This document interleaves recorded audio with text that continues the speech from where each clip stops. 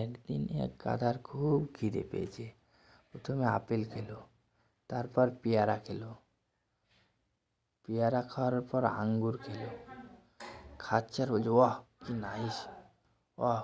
গাজর খাচ্ছে আর বলছে ওয়াও কি বিউটিফুল, সেই স্বাদ। তরমুজ খেলো, খাওয়ার পরেও বলছে ওয়াও কি নাইস, সেই স্বাদ।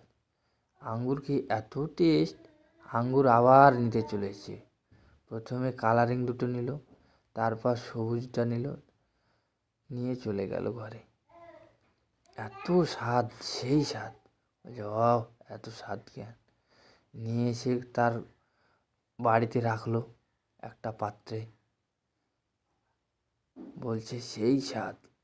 এই অনেক করে নিয়ে চলে এলো, এবার ঘরে রাখলো, এবার খাবে। এসে তার বাচ্চারাকে